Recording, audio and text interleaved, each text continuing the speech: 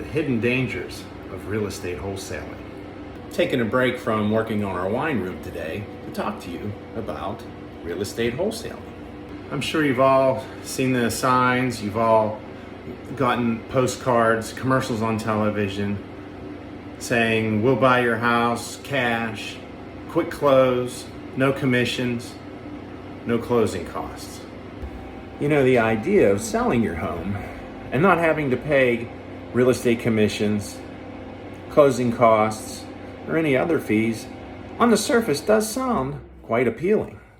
When you list with us to sell your home or any other real estate, we enter into something called a fiduciary relationship, where we represent your best interests. The wholesaler, on the other hand, represents their interests. You may ask, well, why do they want to buy my house and they pay all the fees? The reason is profit. There are two different types of companies out there that are doing this. One type is where the investor actually will purchase your property and either hold it to rent or they will fix it and flip it.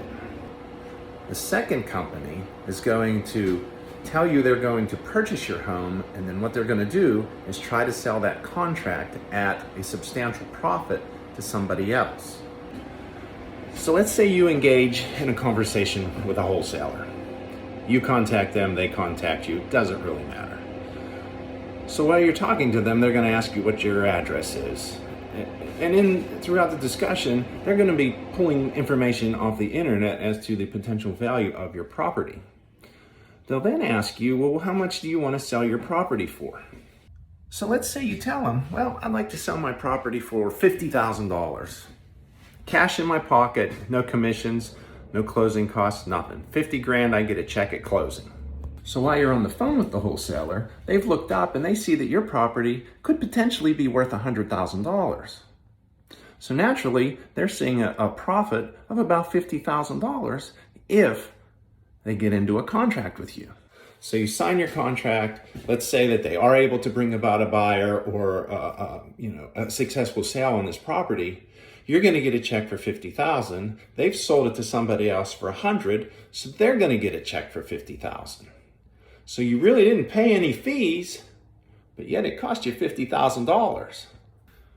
On the other hand, if you list a property with a real estate broker, we're going to give you an honest opinion as to what that value is. So let's say I come out and I look at your property and I say, wow, that's worth $100,000. I think your 50 is way low. So what's it going to cost you to sell it? If you list your property with us, you're definitely going to have some costs involved to sell it. So we listed at $100,000. Your closing costs could be anywhere from, say, $7,000 to $10,000. So if we listed at $100,000 and let's say it cost you $10,000 to sell it, you put $90,000 in your pocket. So even though you paid commission and you paid closing costs, it's still a better deal if you list and sell with a real estate broker. So you can see the difference between a fiduciary relationship with the seller and somebody that represents their own interests, such as the wholesaler. So in effect, you've lost $40,000 selling your property to them. You know, the takeaway I want you to have from this video is simply this. If you're thinking about selling your property to a wholesaler, please talk to me or talk to a realtor of your choice and have them do a market analysis on your property.